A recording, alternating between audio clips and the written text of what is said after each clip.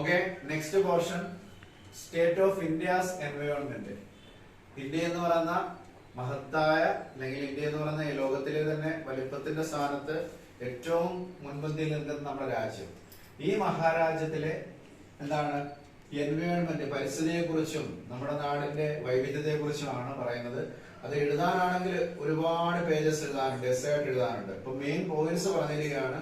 ആ main points develop ചെയ്ത് നിങ്ങൾ ഒരു ഷോർട്ട് നോട്ട്സ് തയ്യാറാക്കണം. ഓക്കെ, ഫസ്റ്റ് വൺ, പ്രകൃതി വിഭവങ്ങളുടെ കലവറയാണ് നമ്മുടെ രാജ്യം. Abundant natural resources. അബണ്ടന്റ് ആയിട്ടുള്ള, അബണ്ടന്റ് എന്ന് പറഞ്ഞാൽ എന്താണ്? ധാരാളം, ന്യൂമറസ്, ധാരാളം എന്താണ് പ്രകൃതി വിഭവങ്ങളുടെ കലവറ തന്നെയാണ് നമ്മുടെ ഇന്ത്യ എന്ന മഹാരാജ്യം.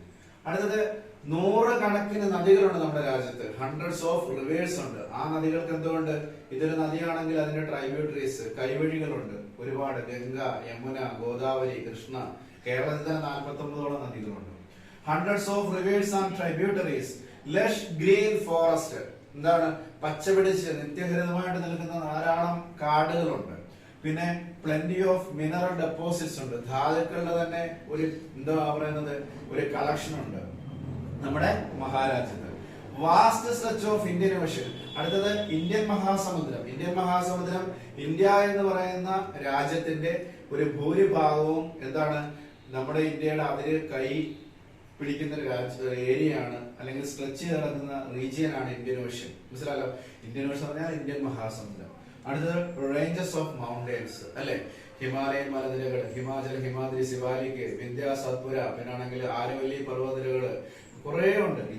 ഇവയെല്ലാം ഒരുപാടല്ലേ. ക്ലൈമറ്റിലാണെങ്കിൽ ഇന്ത്യയുടെ ക്ലൈമാറ്റിക് ചേഞ്ചസിന് ഏറ്റവും കൂടുതലായിട്ട് ഡിസ്ട്രിബ്യൂഷൻ, ഏറ്റവും കൂടുതലായിട്ട് എന്താ പറയുന്നത്, സംഭാവനകൾ നൽകുന്നത്, അല്ലെങ്കിൽ ഏറ്റവും കൂടുതൽ ഇന്ത്യയുടെ ക്ലൈമറ്റ് ചേഞ്ചസിനെ ഡിപ്പെൻഡ് ചെയ്യുന്നത് ഈ പറയുന്ന മൗണ്ടൻ റേഞ്ചസ് ഒക്കെ തന്നെയാണ്. പിന്നെ ഇതിനെല്ലാം ഉപരിയായിട്ട് ഇന്ത്യ എന്ന് പറയുന്ന നമ്മുടെ മഹാരാജ്യത്തെ പ്രൊട്ടക്ട് ചെയ്യുന്നത് പറയുന്ന ഹിമാലയൻ റീജിയൻസ് ഒക്കെയാണ്, അല്ലെ? നമ്മുടെ ഹിമാലയം കഴിഞ്ഞു കഴിഞ്ഞാൽ പിന്നെ മറ്റു രാജ്യങ്ങളായി.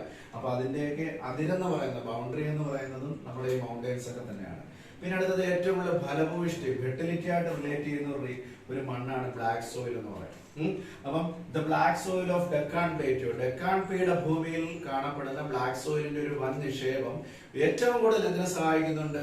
നമ്മുടെ അഗ്രികൾച്ചറിനെ സഹായിക്കുന്നുണ്ട്. കറുത്ത പരുത്തി മണ്ണ്, റിഗർ മണ്ണ് എന്നൊക്കെ പറയും. അപ്പൊ അങ്ങനെയുള്ള ഒരുപാട് സോയിൽസ്, അല്ലെങ്കിൽ സോയിൽസിന്റെ തന്നെ ഡിഫറെന്റ് ടെക്സ്ചർ, ഡിഫറെന്റ് ടൈപ്സ്, ഇതൊക്കെ കൊണ്ട് സമ്പന്നമാണ് നമ്മുടെ ഭാരതം. ഓക്കെ, അപ്പൊ നിങ്ങൾ നന്നായിട്ട് പഠിക്കുക. State of India's environment. Once again, abundant natural resources, hundreds of rivers and tributaries, lush green forest, plenty of mineral deposits, vast stretch of the Indian Ocean, then ranges of mountains, the black soil of Deccan Plateau. മലയാളത്തിൽ പറഞ്ഞാൽ പ്രകൃതി വിഭവങ്ങളുടെ കലവറയാണ്. 100 കണക്കിന് നദികളും അവയുടെ കൈവഴികളും ഉണ്ട്. പച്ചപിടിച്ചു നിൽക്കുന്ന ഒരുപാട് കാടുകളുണ്ട്, വനങ്ങളുണ്ട്. ധാരാളം ധാതുക്കളുടെ നിക്ഷേപം നമ്മുടെ ഇന്ത്യയിലുണ്ട്. പിന്നാണെങ്കിൽ ഇന്ത്യൻ ഓഷ്യൻ എന്ന് പറയുന്ന, അതായത് ഇന്ത്യൻ മഹാസമുദ്രത്തിന്റെ സാന്നിധ്യം, ഒരുപാട് ഏരിയയിൽ ഇന്ത്യൻ മഹാസമുദ്രമുണ്ട്, അല്ലെ? ഒരു സമുദ്രം വന്നാൽ തന്നെ അവിടെ എന്തോ വരും? അവിടെ ആണെങ്കിൽ പോർട്ട് വരും, തുറമുഖങ്ങൾ വരും. പിന്നാണെങ്കിൽ അതിന്റെ ബേസിൽ നമുക്കാണെങ്കിൽ ട്രേഡിങ് നന്നായിട്ട് നടത്തും, കച്ചവടം നന്നായിട്ട് നടത്താൻ പറ്റും, ഇമ്പോർട്ടും എക്സ്പോർട്ടും നടത്താൻ പറ്റും. ഓക്കെ, അടുത്തത് എന്താണ്? റേഞ്ചസ് ഓഫ് മൗണ്ടൻസ്, മലനിരകളുടെ സാന്നിധ്യം. അടുത്തത്, ഡെക്കാൻ പീഠഭൂമിയിലെ കറുത്ത മണ്ണിന്റെ ബ്ലാക്ക് സോയിലിന്റെ സാന്നിധ്യം. അത് ഫെർട്ടിലിറ്റിയാണ് ഏറ്റവും കൂടുതൽ സ്വാധീനിക്കുന്നത്. അപ്പൊ ഇത്രയും കാര്യങ്ങൾ നന്നായിട്ട് മനസ്സിലാക്കുക. നെക്സ്റ്റ് പോർഷൻ ഉടനെ പറയാം. ഓക്കെ, ഫോക്കസ് ഏരിയ എന്ന് മാത്രമല്ല, നിങ്ങളുടെ എക്സാമിന് ഏറ്റവും പ്രധാനപ്പെട്ട 2 പോർഷൻസ് ആണ് പറയുന്നത്. ഉറപ്പായിട്ട് പഠിച്ചു വെച്ച എക്സാമിന് വരും. ഏതാ? ഒന്ന്, ചിപ്കോ പ്രസ്ഥാനം അല്ലെങ്കിൽ ചിപ്കോ മൂവ്മെന്റും, 2 ക്യോട്ടോ പ്രോട്ടോകോള്. കേട്ടോ? അപ്പൊ ഈ 2 കാര്യങ്ങൾ. അപ്പം അതായത് ഷോർട്ട് നോട്ട്സ് ഒന്നായിരിക്കും ചോദിക്കുന്നത്, അല്ലെങ്കിൽ ഇതുമായിട്ട് ബന്ധപ്പെട്ട് ഇങ്ങനെ സംഭവം നടന്നു, അത് ഏത് പ്രോട്ടോകോൾ ആണ്, ഏത് മൂവ്മെന്റ് ആണ്, അല്ലെങ്കിൽ സുന്ദർലാൽ ബഹുഗുണ എന്ന് പറയുന്ന എൻവയോൺമെന്റലിസ്റ്റ് എന്താണ് ചെയ്യുന്നത് എന്നൊക്കെ. ഓക്കെ, പറയാം. സുന്ദർലാൽ ബഹുഗുണ, പത്രം വായിക്കുന്നവർക്കും ചാനൽ കാണുന്നവർക്കും ഈ പേരറിയായിരിക്കും. ഈ വർഷം തന്നെ 2021 മെയ് 21 അദ്ദേഹം നമ്മുടെ ഈ ലോകത്തോട് ഇവിടെ പറഞ്ഞു. സുന്ദർലാൽ ബഹുഗുണ ലോകം അറിയപ്പെടുന്ന ഒരു എൻവയോൺമെന്റലിസ്റ്റ് ആയിരുന്നു. എന്ന് പറഞ്ഞു കഴിഞ്ഞാല് പരിസ്ഥിതി പ്രവർത്തകനായിരുന്നു, ഒരു മികച്ച ഗാന്ധിയനായിരുന്നു. കേട്ടോ? അദ്ദേഹത്തിന്റെ ഭാര്യ സജസ്റ്റ് ചെയ്തൊരു ആശയം, ആ ആശയത്തിനെ അടിസ്ഥാനമാക്കി അദ്ദേഹം പ്രാവർത്തികമാക്കിയ പ്രസ്ഥാനമാണ് ചിപ്കോ മൂവ്മെന്റ്. ആണല്ലോ. ചിപ്കോ മൂവ്മെന്റ് എന്താണെന്ന് വെച്ച് കഴിഞ്ഞാല് വൈവിധ്യങ്ങളുടെ കലവറ എന്നറിയപ്പെടുന്നതാണ് ഹിമാലയൻ മലനിരകൾ. ഈ ഹിമാലയൻ മലനിരകളിൽ ധാരാളം പല തരത്തിലുള്ള എന്തുകൊണ്ട് വൃക്ഷങ്ങളുണ്ട്, പിന്നെ കുറ്റിച്ചെടികളുണ്ട്, മനസ്സിലായോ? പിന്നാണെങ്കിൽ ഇങ്ങനെയുള്ള സ്തൂപികാകൃത വൃക്ഷങ്ങളുണ്ട്, കോണിഫറസ് ആയിട്ടുള്ള പ്ലാന്റ്സ് ഉണ്ട്. അപ്പൊ ഇങ്ങനെയുള്ള പ്ലാന്റ്സിനെയും ഈ പറയുന്ന വെറൈറ്റീസിനെയൊക്കെ പ്രൊട്ടക്ട് ചെയ്യുക, protecting forest in the Himalayas. അതിനു വേണ്ടി അദ്ദേഹം തുടങ്ങിയ പ്രസ്ഥാനമാണ് ചിപ്കോ മൂവ്മെന്റ്. മനസ്സിലായോ? ഇതേപോലെ തന്നെ ഒരു പ്രസ്ഥാനം കർണാടകയിലൊക്കെ സ്റ്റാർട്ട് ചെയ്തു. ആപ്പിക്കോ എന്നാണ് ഈ മൂവ്മെന്റിന്റെ പേര് കേട്ടോ. പാണ്ഡുരംഗ് ഹെഗ്ഡെ ആണ് അതിന്റെ ഫൗണ്ടർ. അപ്പം സുന്ദർലാൽ ബഹുഗുണ പറഞ്ഞ കാര്യവും അദ്ദേഹത്തെ കുറിച്ചൊക്കെ നന്നായിട്ട് വായിക്കുക കേട്ടോ. നമ്മുടെ ഭാരതം ലോകത്തിന് നൽകിയ ഒരു മികച്ച വ്യക്തിയാണ്, ഗാന്ധിയനാണ്, എൻവയോൺമെന്റലിസ്റ്റ് ആണ്. അദ്ദേഹം നടത്തിയ കാര്യങ്ങളൊക്കെ ജസ്റ്റ് റീഡ് ചെയ്യുക. ദെൻ 1997 ജപ്പാനിലെ ക്യോട്ടോ എന്ന് പറയുന്ന സ്ഥലത്ത് വെച്ച് ഐക്യരാഷ്ട്ര സംഘടന യുണൈറ്റഡ് നേഷൻസ് ഒരു സമ്മേളനം നടത്തി. അത് എന്തിനു വേണ്ടിയായിരുന്നു? United Nations conference on, subject പറയുക, ക്ലൈമറ്റ് ചേഞ്ച്. കാലാവസ്ഥയിൽ നിരന്തരം നടക്കുന്ന വ്യത്യാസങ്ങളെ അടിസ്ഥാനമാക്കി അതിനെക്കുറിച്ച് പഠിക്കാൻ വേണ്ടി, എന്ത് പ്രതിവിധി എടുക്കണമെന്നതിനെ കുറിച്ച് പഠിക്കാൻ വേണ്ടി, മനസ്സിലായല്ലോ. In order to get taking എന്താണ് സൂട്ടബിൾ ആക്ഷൻസ്. അതിനുവേണ്ടി എന്തെടുത്തു? 1997 ടോക്കിയോ അല്ല, ക്യോട്ടോ എന്ന് പറയുന്ന സ്ഥലത്ത് വെച്ച് ജപ്പാനിലെ അവര് ഒരു സമ്മേളനം നടത്തി, ഒരു കോൺഫറൻസ് നടത്തി. ആ കോൺഫറൻസ് എന്തിനു വേണ്ടിയായിരുന്നു? ഇന്റർനാഷണൽ എഗ്രിമെന്റ്, ലോകം മുഴുവൻ ചേർന്നൊരു എഗ്രിമെന്റിൽ, ഒരു ഉടമ്പടിയിൽ, കരാറിൽ ഒപ്പുവെക്കണം. To fight against what? എന്തിനെതിരെ? ഗ്ലോബൽ വാർമിംഗ് അല്ലെ. ഗ്ലോബൽ വാർമിംഗ് നമ്മൾ പരിചയപ്പെട്ടതാണ് ഈ ചാപ്റ്ററിനകത്ത് നമ്മൾ മനസ്സിലാക്കിയ കാര്യം എന്ന് പറഞ്ഞാൽ ആഗോളതാപനം. എന്താണ്? ചൂടൊന്ന് കൂടി കൂടി കൂടി വരിക. കാർബൺ ഡൈ ഓക്സൈഡ് പോലെയുള്ള ഗ്യാസസിന്റെ ഒക്കെ പ്രസൻസ് കാരണം കൂടുതൽ സൺലൈറ്റ് ട്രാപ്പ് ചെയ്ത് കൊടുക്കുന്നു. നമ്മുടെ എർത്തിന്റെ സർഫസിലെ ഹീറ്റ് മാക്സിമം കൂടുന്നു. അപ്പൊ എങ്ങനെ കൂടുന്നു എന്ന് വെച്ച് കഴിഞ്ഞാൽ ഹീറ്റ് കൂടുന്നു. എങ്ങനെ കൂടുന്നു? ഈ പറയുന്ന കാർബൺ ഡൈ ഓക്സൈഡ് പോലെയുള്ള ഗ്യാസസ് കാരണം കൂടുന്നു. എങ്ങനെ കാർബൺ ഡൈ ഓക്സൈഡ് കൂടുന്നു എന്ന് വെച്ചാൽ നമ്മുടെ കയ്യിരിപ്പ് കാരണം, നമ്മൾ ചെയ്യുന്ന കുറെ കാര്യങ്ങളുടെ ഫലമായിട്ടാണ്. പിന്നാണെങ്കിൽ നമുക്കറിയാം CFC, ഫ്രീയോൺസ്, ഇങ്ങനെയുള്ള വാതകങ്ങൾ ഇതൊക്കെ പുറത്ത് എമിറ്റ് ചെയ്യുമ്പോഴത്തേക്ക്, കോമ്പൗണ്ട്സ് ഒക്കെ എമിറ്റ് ചെയ്യുമ്പോഴത്തേക്കും ഈ പറയുന്ന സിറ്റുവേഷൻസ് ഒക്കെ ഉണ്ടാകുന്നുണ്ട്. അപ്പൊ അതുകൊണ്ട് ലിമിറ്റഡ് ആയിട്ട് ഇത് യൂസ് ചെയ്യാം. നമുക്ക് മനുഷ്യന് ഫ്രിഡ്ജോ ഈ പറയുന്ന AC ഒന്നും ഉപയോഗിക്കാൻ പറ്റാതെ ഇരിക്കാൻ പറ്റത്തില്ല. കാരണം നമ്മുടെ ഡെയിലി ലൈഫായിട്ട് ഇന്ന് അതിന്റെ പാർട്ടായിട്ട് മാറിയേക്കും. പക്ഷെ അത് യൂസ് ചെയ്യണം, നോർമൽ സമയം വരുമ്പോൾ അത് മെയിൻറ്റെയിൻ ചെയ്യണം, അതാണെങ്കിൽ റിപ്പയർ ചെയ്യണം, പിന്നെ ഒട്ടും പറ്റാത്തത് കളയണം. അപ്പൊ അങ്ങനെയുള്ള കാര്യങ്ങളൊക്കെ ബോധവൽക്കരിക്കാനും പിന്നെ വൃക്ഷങ്ങൾ വെച്ച് പിടിപ്പിക്കണം. അഫോറസ്റ്റേഷൻ, ഡീഫോറസ്റ്റേഷൻ അല്ല, അഫോറസ്റ്റേഷൻ, വനവൽക്കരണം നടത്തണം. അതിനെക്കുറിച്ചൊക്കെ പ്രതിപാദിക്കാൻ വേണ്ടി, അതിനെക്കുറിച്ച് മനസ്സിലാക്കാൻ വേണ്ടി ലോകത്തിന് പറഞ്ഞു കൊടുക്കാൻ വേണ്ടിയാണ് 1997 ജപ്പാനിലെ ക്യോട്ടോ എന്ന് പറയുന്ന സ്ഥലത്ത് വെച്ച് നമ്മുടെ ഐക്യരാഷ്ട്ര സംഘടന യുണൈറ്റഡ് നേഷൻസ് ഈ പറയുന്ന സമ്മേളനം നടത്തിയത്. ഓക്കെ, നന്നായിട്ട് പഠിക്കുക. പിന്നെ ഈ രണ്ട് കാര്യങ്ങളും ഉറപ്പാണ് നിങ്ങൾ എഴുതി വെച്ചോ. നിങ്ങളുടെ എക്സാമിന് ഷോർട്ട് ക്വസ്റ്റ്യൻ ആയിരിക്കും.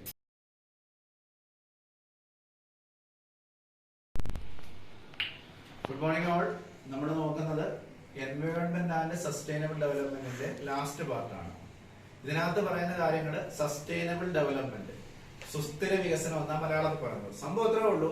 പ്രകൃതിയെ നോവിക്കാതെ, പ്രകൃതിയെ വിഷമിപ്പിക്കാതെ, എൻവയോൺമെന്റിനെ പ്രൊട്ടക്ട് ചെയ്തുകൊണ്ട് എന്തെടുക്കുക? നാച്ചുറൽ റിസോഴ്സസ് നമ്മൾ യൂസ് ചെയ്യുക. നമ്മൾ യൂസ് ചെയ്യാന്ന് പറയുന്നുണ്ടെങ്കിലും ബൈ വേഡ് എന്ന് പറഞ്ഞാൽ എക്സ്പ്ലോയിറ്റ് ചെയ്യാന്ന് പറയുന്നത്. പ്രകൃതിയിൽ നിന്ന് നമ്മുടെ റിസോഴ്സസിനെ നമ്മൾ എക്സ്പ്ലോയിറ്റ് ചെയ്യാന്ന് പറയുന്നത്. നാച്ചുറൽ റിസോഴ്സസിനെ എക്സ്പ്ലോയിറ്റ് ചെയ്യുക ചെയ്യുന്നത്. അതായത് പ്രകൃതി വിഭവങ്ങളെ നമ്മൾ ചൂഷണം ചെയ്യുകയാണ്. അത് എങ്ങനെയുള്ള എക്സ്പ്ലോയിറ്റേഷൻ ആകണം? ഇന്റലിജന്റ് ആയിരിക്കണം. മനസ്സിലായാലോ?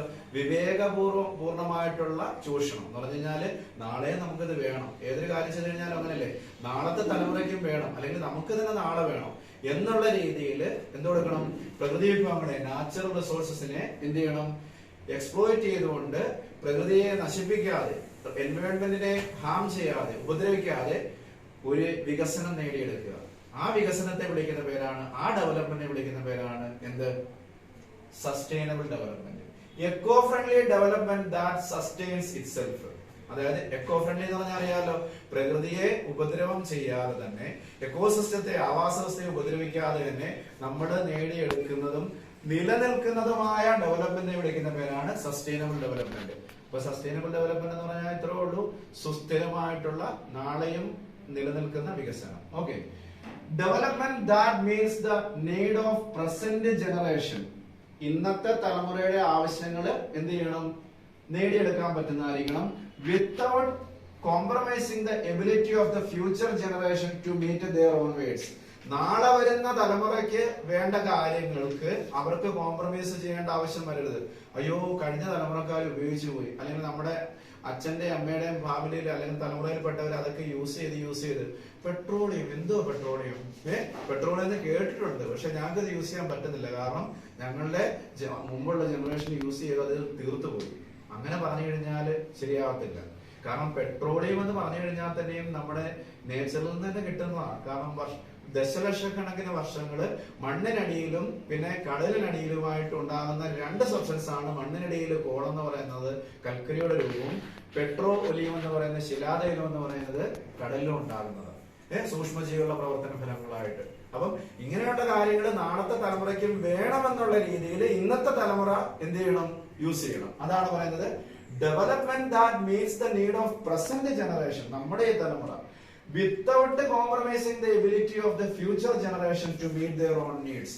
അടുത്ത തലമുറയുടെ അവർക്ക് വേണ്ട കാര്യങ്ങളെ കോംപ്രമൈസ് ചെയ്യുന്നതാകരുത്. മനസ്സിലാക്കുക, അവർക്കും കിട്ടണം, നമുക്ക് ഉപയോഗിക്കാൻ പറ്റണം, അവർക്കും കിട്ടണം, നാളേക്ക് വേണ്ടി അല്ലേ? ഓക്കെ, അത് മനസ്സിലാക്കുക. ഇനി എന്താണ് ഈ പറയുന്ന സസ്റ്റൈനബിൾ ഡെവലപ്മെന്റ് അല്ലെങ്കിൽ സുസ്ഥിര വികസനം എന്ന് പറയുന്നത് നേടിയെടുക്കാൻ വേണ്ടി നമ്മൾ എന്തൊക്കെ ചെയ്യണമെന്ന് വളരെ സിമ്പിൾ ആയിട്ട് പറഞ്ഞു തരാം. സംഭവത്രേ ഉള്ളൂ. അതിനെ പറയുന്നത് സ്ട്രാറ്റജീസ് ഫോർ സസ്റ്റൈനബിൾ ഡെവലപ്മെന്റ്. എന്തൊക്കെ കാര്യങ്ങളാണ് നമ്മൾ മുന്നോട്ട് വെക്കേണ്ടത്? മുന്നോട്ട് വെച്ചാൽ പോരാ, പ്രാവർത്തികമാക്കേണ്ടത്. ഇപ്പൊ ഇവിടെ തന്നെ പോയിന്റ്സ് ABCDEFGHIJ അത്രയും പോയിന്റ്സ് വരുന്നു പറയുന്നുണ്ട്. 1, 2, 3, 4, 5, 6, 7, 8, 9, 10 പോയിന്റ്സ് വരുന്നുണ്ട്. അപ്പം ആ കാര്യങ്ങൾ നന്നായിട്ട് പഠിക്കുക. ഈ 10 പോയിന്റ്സ് കൊണ്ട് തീരുന്നില്ല, പക്ഷെ ഏറ്റവും പ്രധാനപ്പെട്ട 10 കാര്യങ്ങൾ നമുക്ക് നോക്കാം. ഒന്ന്, use of non conventional source of energy. അതായത് കൺവെൻഷണൽ എനർജി സോഴ്സസ് ഉണ്ട്. ആ എനർജി സോഴ്സസ് പറഞ്ഞാൽ പരമ്പരാഗതമായിട്ട് കിട്ടുന്ന കുറച്ച് എനർജി സോഴ്സസ് ഒക്കെ ഉണ്ട്. പിന്നെ ആണെങ്കിൽ കൺവെൻഷണൽ ആയിട്ടുള്ള എനർജി സോഴ്സിന്റെ പ്രത്യേകത പറഞ്ഞാല് എക്സോസ്റ്റബിൾ ആണ്, നോട്ട് എക്കോ ഫ്രണ്ട്ലി. ഉപയോഗിച്ച് കഴിഞ്ഞാൽ തീർന്നു പോകുന്നതാണ്, അതാണ് എക്സോസ്റ്റബിൾ. അടുത്തത് നോട്ട് എക്കോ ഫ്രണ്ട്ലി, പ്രകൃതിക്ക് ഇണങ്ങിച്ചേരുന്നതും അല്ല, ആണല്ലോ. അങ്ങനെയുള്ള സാഹചര്യം വരുമ്പോൾ നോൺ കൺവെൻഷണൽ എനർജി സോഴ്സസ് ഉണ്ട്. നോൺ കൺവെൻഷണൽ എനർജി സോഴ്സസ് ഉണ്ട്, such as wind power, solar etcetera. മനസ്സിലായല്ലോ? അതായത് കാറ്റ്, പിന്നാണെങ്കിൽ ഈ പറയുന്ന സോളാർ, സൗരോർജം, ഇങ്ങനെയുള്ള കാര്യങ്ങൾ യൂസ് ചെയ്യുക. അപ്പൊ എന്ത് യൂസ് ചെയ്യണം? Use of non conventional energy sources. Conventional എന്താണെന്നും നോൺ കൺവെൻഷണൽ എന്താണെന്നും നോക്കുക. ഇത് നോൺ കൺവെൻഷണൽ യൂസ് ചെയ്യാനാ പറയുന്നത്. അതിന് എക്സാമ്പിൾസ് പറഞ്ഞപ്പോ ഉണ്ട്. ഓക്കെ, കൺവെൻഷണൽ യൂസ് ചെയ്യേണ്ട എന്ന് പറയാൻ കാരണം എന്താ? അത് എക്സോസ്റ്റബിൾ ആണ്, നമ്മൾ യൂസ് ചെയ്യുന്നതിനനുസരിച്ച് എന്തൊടുക്കും? തീർന്നു പോകുന്നതാണ്, നോട്ട് എക്കോ ഫ്രണ്ട്ലി ആണ്. അടുത്തത് LPG യൂസ് ചെയ്യുക, ഗോബർ ഗ്യാസ് യൂസ് ചെയ്യുക. ഏത്? റൂറൽ ഏരിയയിൽ, ഗ്രാമീണ പ്രദേശങ്ങളിലേക്ക് ഇതൊക്കെ യൂസ് ചെയ്യുക. കാരണം എന്തുകൊണ്ടാണ് ഗ്രാമം യൂസ് ചെയ്യാൻ പറയുന്നത്, ഗ്രാമീണ പ്രദേശങ്ങൾ യൂസ് ചെയ്യാൻ പറയുന്നത് പറഞ്ഞാല് അവിടെ ഇത് സുലഭമായിട്ട് കിട്ടാനുള്ള സാധ്യതയുണ്ട്. To rectify the problem of deforestation and air pollution, we can promote the use of LPG, gobar gas in rural areas. അതായത് ഗ്രാമപ്രദേശങ്ങളിലൊക്കെ liquefied petroleum gas, LPG, then gobar gas, ഇതൊക്കെ യൂസ് ചെയ്യുക. യൂസ് ചെയ്ത് കഴിഞ്ഞാൽ നമുക്ക് എന്തൊക്കെയാ? ഡിഫോറസ്റ്റേഷൻ. കാരണം ഗ്രാമത്തിലുള്ളവർ പോയി ഈ വിറക് വെട്ടി മരങ്ങളൊക്കെ നശിപ്പിച്ചു കഴിഞ്ഞാൽ എന്തോ സംഭവിക്കും? അവിടെയാണെങ്കിൽ ഈ പറഞ്ഞ ഡിഫോറസ്റ്റേഷൻ കൂടും, അല്ലെ? വനങ്ങൾ വെട്ടി നശിപ്പിക്കും, അല്ലെ? വിറകിന് വേണ്ടിയൊക്കെ വനങ്ങൾ വെട്ടി നശിപ്പിക്കും. പിന്നെ അടുത്തത് പലതരത്തിലുള്ള ഗ്യാസസ് ഒക്കെ യൂസ് ചെയ്ത് കഴിഞ്ഞാൽ എയർ പൊല്യൂഷനും കൂടും. അപ്പൊ എയർ പൊല്യൂഷനും ഡിഫോറസ്റ്റേഷനും കുറയ്ക്കാൻ വേണ്ടി എന്താണ് റൂറൽ ഏരിയാസിൽ എന്ത് ചെയ്യുക? LPG ഗോബർ ഗ്യാസും യൂസ് ചെയ്യാം. സെയിം സംഭവം തന്നെ use CNG in urban areas. CNG full form തന്നെ നോക്കണം. CNG നോക്കണം. അർബൻ ഏരിയാസിൽ, അതായത് കുറച്ചുകൂടി ഡെവലപ്പ് ചെയ്ത പട്ടണ പ്രദേശങ്ങളിൽ ഈ പറയുന്ന കൊണ്ട് LPG എന്നല്ല പറഞ്ഞ CNG യൂസ് ചെയ്യാം. എന്തിനാന്ന് വെച്ച് കഴിഞ്ഞാൽ എയർ പൊല്യൂഷൻ റെഡ്യൂസ് ചെയ്യാൻ വേണ്ടി. മനസ്സിലായല്ലോ? കാരണം പട്ടണത്തിലുള്ളവർ മരം വെട്ടുന്ന ചാൻസ് അങ്ങനെയൊന്നും കൂടുതൽ വരുന്നില്ല, കാരണം അവിടെ കുറവാണ്. അങ്ങനെയുള്ള ഏരിയാസിൽ, അർബൻ ഏരിയാസിൽ CNG കേട്ടോ. LPGയുടെ ഞാൻ പറഞ്ഞിരുന്നു, CNGയുടെ ഫുൾ ഫോം നോക്കണം നിങ്ങൾ. എന്താണ് CNG എന്ന് മനസ്സിലാക്കണം. അടുത്തത് സോളാർ എനർജി ഉപയോഗിക്കുക. നാലാമത്തെ പോയിന്റ് സോളാർ എനർജി ഉപയോഗിക്കുക.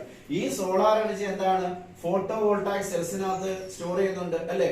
അതായത് സൗരോർജ പാനലുകളുണ്ട്, സോളാർ പാനലുകളുണ്ട്. നിങ്ങൾ പഠിച്ചിട്ടുണ്ട്, ഒരുപാട് സോളാർ പാനലുകളെ കുറിച്ച് പഠിച്ചിട്ടുണ്ട്, കേട്ടിട്ടുണ്ട്.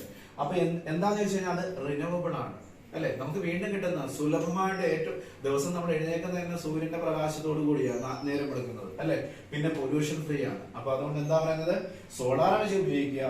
അടുത്തത് വിൻ പവർ, കേട്ടോ, കാറ്റിൽ നിന്നുണ്ടാകുന്ന ഊർജം. അതായത് വിൻ ടർബൈൻസ് ഒക്കെ കറക്കി കറക്കി അവസാനം എന്തോ കിട്ടും, ഇലക്ട്രിസിറ്റി കിട്ടും. ആ ഇലക്ട്രിസിറ്റി എന്താണ്, റിന്യൂവബിൾ ആണ്, പൊല്യൂഷൻ ഫ്രീ ആണ്. അപ്പൊ ഇത്രയും കാര്യം നോക്കിയേ. Use of non conventional source of energy ആയിട്ടുള്ള wind power, solar energy use ചെയ്യുക. കൺവെൻഷണൽ ഉപയോഗിക്കുകയാണെങ്കിൽ അത് എക്സോസ്റ്റബിൾ ആണ്, നോട്ട് എക്കോ ഫ്രണ്ട്ലി ആണ്, കേട്ടോ. അപ്പൊ ഒന്നുകൂടെ ഞാൻ പറയുന്നു, നോൺ കൺവെൻഷണൽ സോഴ്സ് ഓഫ് എനർജിയും അടുത്തത് കൺവെൻഷണൽ സോഴ്സ് ഓഫ് എനർജി എന്താണെന്ന് മനസ്സിലാക്കി വെക്കുക. ഈ പറയുന്ന വീഡിയോയുടെ ലാസ്റ്റിൽ ഞാനൊരു നോട്ട്സ് ഒക്കെ തരുന്നുണ്ട്, അത് നോക്കണം. അടുത്തത് യൂസ് LPG ഗോബർ ഗ്യാസ് ഏതാ റൂറൽ ഏരിയയിൽ. കാരണം അവർ ഇത് യൂസ് ചെയ്തില്ലെങ്കിൽ അവിടെ പോയി മരം വെട്ടി വിറകുണ്ടാക്കി അവസാനം ഇല്ലാത്ത ഡിഫോറസ്റ്റേഷൻ ഉണ്ടാക്കും. ആണല്ലോ, എയർ പൊല്യൂഷൻ കുറയ്ക്കാം. ഈ പറയുന്ന ഗോബർ ഗ്യാസ് ഒക്കെ എന്താണെന്നറിയോ, അതായത് കൗടങ്ങിൽ നിന്നൊക്കെ എടുക്കുന്ന, അതായത് ചാണകത്തിൽ നിന്നൊക്കെ എടുക്കുന്ന ഗ്യാസ് ഉണ്ട്, കേട്ടോ. അപ്പൊ അതാണ് ഗോബർ ഗ്യാസ് എന്ന് പറയുന്നത്. അടുത്ത CNG അർബൻ ഏരിയാസിൽ യൂസ് ചെയ്യാം, എയർ പൊല്യൂഷൻ കുറയും. അടുത്ത സോളാർ എനർജി യൂസ് ചെയ്യുക, വിൻഡ് പവർ യൂസ് ചെയ്യുക, അതാണെങ്കിൽ റിന്യൂവബിൾ ആണ്, പൊല്യൂഷൻ ഫ്രീ ആണ്. അടുത്തത് next point, mini hydel plants. Hydro plants ആണ് എന്ന് പറഞ്ഞാൽ വെള്ളത്തിൽ നിന്ന് കൊടുക്കുക, ഇലക്ട്രിസിറ്റി ഉണ്ടാക്കുക, അതാണ് ഹൈഡൽ പ്ലാന്റ്സ്, കേട്ടോ. മിനി ഹൈഡൽ പ്ലാന്റ്സ് സെറ്റ് ചെയ്യുക എന്ന് പറഞ്ഞാൽ ജനറേറ്റ് പവർ ടു ഇലക്ട്രിസിറ്റി നിർമ്മിക്കുക, മീറ്റ് ലോക്കൽ ഡിമാൻഡ്സ്. ഒരു പ്രദേശത്തെ ആവശ്യത്തിനനുസരിച്ച് ഹൈഡ്രോ ഇലക്ട്രിക് പവർ സ്റ്റേഷൻ വഴി എന്ത് കൊടുക്കുക, ഇലക്ട്രിസിറ്റി പവർ ജനറേറ്റ് ചെയ്യുക. അത് എൻവയോൺമെന്റ് ഫ്രണ്ട്ലി ആണ്. അടുത്തത് traditional knowledge of and practices. പരമ്പരാഗതമായിട്ടുള്ള അറിവുകൾ നമ്മൾ പ്രയോജനപ്പെടുത്തുക. ആയുർവേദം കേട്ടുണ്ടല്ലോ, ആയുർവേദം ഉണ്ട്. പിന്നെ യുനാനി എന്ന് പറയുന്ന ചികിത്സയുണ്ട്, കേട്ടോ. യുനാനി, ആയുർവേദം, പിന്നെന്താ നാട്ടുവൈദ്യം, ഫോക്ക് സിസ്റ്റം, ഇതൊക്കെ ഫോളോ ചെയ്യുക, കേട്ടോ. നമ്മുടെ കേരളം തന്നെ ലോകത്തിന് മുന്നോട്ട് വെച്ച ഏറ്റവും പ്രധാനപ്പെട്ട തന്നെയാണ് ആയുർവേദം. കേരളം എന്നല്ല, ഭാരതം തന്നെ. അടുത്തത് ബയോ കമ്പോസ്റ്റിംഗ്. അതായത് ബയോ കമ്പോസ്റ്റിംഗ് എന്ന് പറഞ്ഞാല് ഓർഗാനിക് വേസ്റ്റ് ഒക്കെ മൂടിയിട്ട് അവസാനം കൊടുക്കുക, അതിൽ നിന്ന് നല്ല വളം ഉണ്ടാക്കുക, കേട്ടോ. Bio composting. അടുത്തത് ബയോ പെസ്റ്റ് കൺട്രോൾ എന്ന് പറഞ്ഞു കഴിഞ്ഞാല് കീടങ്ങളെ നശിപ്പിക്കാൻ വേണ്ടി എന്തിനെ യൂസ് ചെയ്യുക, നമ്മൾ തന്നെ കൊടുക്കുക. ഈ വേപ്പിൻ കുരു സത്ത്, പിന്നാണെങ്കിൽ പുകയില കഷായം കേട്ടിട്ടുണ്ടോ? വേപ്പിൻ കുരു സത്ത്, പുകയില കഷായം, അതും നീമ, ടുബാക്കോ, അത് ബെസ്റ്റ് മെഡിസിൻ ആണ്. അല്ലെങ്കിൽ അത് ആരെ നശിപ്പിക്കാൻ പറ്റും, പെസ്റ്റിനെ, കീടങ്ങളെ നശിപ്പിക്കാൻ പറ്റും. അടുത്തത് പ്രൊമോട്ട് ഓർഗാനിക് ഫാമിംഗ്, കേട്ടോ. അതായത് ജൈവ കൃഷി സമ്പ്രദായം, ഓർഗാനിക് ഫാമിംഗ് എന്ന് പറഞ്ഞാൽ വളരെ വലിയൊരു സംഭവം. It is an agricultural system. ഇതൊരു കൃഷി വ്യവസ്ഥയാണ്, അല്ലെങ്കിൽ കൃഷി രീതിയാണ്. That uses ecologically based controls എന്ന് പറഞ്ഞാൽ നമുക്ക് പ്രകൃതിക്ക് ഇണങ്ങിച്ചേരുന്ന പെസ്റ്റിസൈഡ്സും ഒക്കെ ഉപയോഗിക്കത്തേ ഉള്ളൂ, രാസവളങ്ങൾ ഉപയോഗിക്കത്തില്ല. ജൈവവളങ്ങള്, ജൈവ കീടനാശിനികള്, അതാണ് പ്രകൃതിക്ക് ഇണങ്ങിച്ചേരുന്ന. That uses ecologically based controls ആണ് ഉപയോഗിക്കുന്നത്. ആൻഡ് ബയോളജിക്കൽ ഫെർട്ടിലൈസേഴ്സ്, ജൈവവളങ്ങൾ ഉപയോഗിച്ചുകൊണ്ട് എന്ത് കൊടുക്കുന്നു, biological fertilisers derived largely from biowaste. ബയോവേസ്റ്റിൽ നിന്ന്, ജൈവ വേസ്റ്റിൽ നിന്ന് നിർമ്മിച്ചെടുക്കുന്ന ഫെർട്ടിലൈസേഴ്സ്, വളങ്ങള്, രാസവളമല്ല ജൈവവളം, അത് ഉപയോഗിച്ച് നടത്തുന്ന കൃഷി. ഈ പറയുന്ന നീമിൽ നിന്നൊക്കെ എന്തുകൊണ്ടാകും, വേപ്പിൻ കുരു സത്ത് കഷായം എന്ന് പറയും. അടുത്തത് പുകയില, അതിന്റെ പുകയില കഷായം നിങ്ങൾ പഠിച്ചിട്ടുള്ള, ഇല്ലെന്നൊന്നും പറയേണ്ട, 8ാം ക്ലാസ്സിലൊക്കെ പഠിച്ചിട്ടുള്ള 8-ലും 9-ലും. അപ്പൊ ഇതൊക്കെ യൂസ് ചെയ്ത് എന്തെടുത്ത അഗ്രികൾച്ചർ നടത്തുക. അപ്പൊ ഇത്രയും കാര്യങ്ങളാണ് മെയിൻ ആയിട്ടുള്ളത്. ഒന്നുകൂടി പറയാം, use of non conventional source of energy, use LPG gobar gas in rural area, CNG urban area, solar energy ഉപയോഗിക്കുക, വിൻഡ് പവർ യൂസ് ചെയ്യുക, mini hydro electric power station set ചെയ്യുക കുറെ ചെറിയ ഏരിയയിൽ. ട്രഡീഷണൽ നോളജ്, നമുക്ക് പരമ്പരാഗതമായി നമുക്ക് കിട്ടിയ അറിവുകൾ സമൂഹത്തിന് തലമുറയ്ക്ക് പറഞ്ഞു കൊടുക്കുക. ആയുർവേദം, യുനാനി, നാട്ടുവൈദ്യമൊക്കെ അതിനകത്ത് വരുന്നതാണ്. ബയോ കമ്പോസ്റ്റിംഗ്, ഓർഗാനിക് വേസ്റ്റിൽ നിന്ന് കമ്പോസ്റ്റ്, ഈ പറയുന്ന വെർമി വാഷ് എന്നൊക്കെ പറയുന്ന കാര്യങ്ങളൊക്കെ ഒന്ന് സെർച്ച് ചെയ്ത് നോക്കണം. ഓർഗാനിക് വേസ്റ്റ് ക്രിയേറ്റ് ചെയ്ത ബയോ പെസ്റ്റ് കൺട്രോള്, പിന്നാണെങ്കിൽ പെസ്റ്റിസൈഡ്സ് എന്ന് പറഞ്ഞു കഴിഞ്ഞാൽ പ്ലാന്റിൽ നിന്ന് തന്നെ പ്രോഡക്റ്റ് ഉണ്ടാക്കിയിട്ട് പെസ്റ്റിസൈഡ് ആയിട്ട് യൂസ് ചെയ്യും എന്ന് പറഞ്ഞാൽ കീടങ്ങളെ നശിപ്പിക്കാൻ വേണ്ടി. അതിൽ ഏറ്റവും കൂടുതൽ യൂസ് ചെയ്യുന്ന നീമൻ ടുബാക്കോയാണ്. ലാസ്റ്റ് ഓർഗാനിക് ഫാമിങ്ങിനെ പ്രോത്സാഹിപ്പിക്കുക. Okay, that's all. ഇനി മെറിറ്റും ഉണ്ട്, ഡീമെറിറ്റും ഉണ്ട്. ആ കാര്യങ്ങളോട് പറഞ്ഞു കഴിഞ്ഞാൽ നമുക്ക് സസ്റ്റൈനബിൾ ഡെവലപ്മെന്റ് അടിപൊളിയായിട്ടാണ് നിർത്താം. അതിനകത്തൊന്ന് എന്തൊക്കെ പറഞ്ഞു കഴിഞ്ഞാൽ ഒരു 3 to 6 മാർക്സ് ചോദിക്കും. ഓക്കെ, ഓർഗാനിക് ഫാമിൻ്റെ മെറിറ്റ്സും ഡീമെറിറ്റ്സും കൂടെ നോക്കണം. എക്കോ ഫ്രണ്ട്ലി ആണ്, പരിസ്ഥിതി സൗഹൃദ കൃഷിരീതിയാണ്. എക്കോളജിക്കൽ ബാലൻസ് നിലനിർത്തും, പരിസ്ഥിതിയുടെ സന്തുലനാവസ്ഥ നിലനിർത്തും. ഹൈലി ന്യൂട്രീഷ്യസ് ആണ്, നല്ല പോഷകഘടകങ്ങളുള്ളതാണ്, പോഷക ഗുണമുള്ളതാണ്. എക്സ്പോർട്ട് വാല്യൂ അല്ലേ, കയറ്റുമതിയായിട്ട് ബന്ധപ്പെട്ട മൂല്യം കൂടുതലാണ്. പിന്നെ ഒരുപാട് പേര് ജോലി എടുക്കാൻ കാണും, അതുകൊണ്ട് ജോലി സാധ്യത കൂടും. ലേബർ ഇൻറ്റൻസീവ് ആണ്. അതേസമയം ലിമിറ്റേഷൻ എന്ന് പറഞ്ഞു കഴിഞ്ഞാൽ മോഡേൺ ഫാമിങ്ങിൻ്റെ അത്രയും എന്ത് വരുന്നില്ല, ഈൽഡിങ് കപ്പാസിറ്റി കിട്ടുന്നില്ല, വിളവെടുപ്പ് നമുക്ക് കിട്ടത്തില്ല. പിന്നെ മോർ വൾണറബിൾ എന്ന് പറഞ്ഞു കഴിഞ്ഞാൽ വളരെയേറെ ശ്രദ്ധ വേണ്ടതാണ്. ഓക്കെ, ഇത്രയും കാര്യങ്ങൾ നോക്കുക, പഠിക്കുക, മനസ്സിലാക്കുക. Environment and sustainable development full നന്നായിട്ട് പഠിക്കണം. ഇതിൻ്റെ പാർട്ട് 1 ഉണ്ട്. പിന്നെ ഞാൻ ഇതിൻ്റെ കൂടെ തന്നെ എന്ത് ആഡ് ചെയ്തേക്കാം, പ്രീവിയസ് ഇയേഴ്സ് ഈ ഒരു ഫോക്കസ് ഏരിയ എന്ന് ചോദിച്ച ക്വസ്റ്റ്യൻസും ആഡ് ചെയ്തേക്കാം. അപ്പോൾ നന്നായിട്ട് പഠിക്കുക. Wish you all the very best. Okay, കാണാം.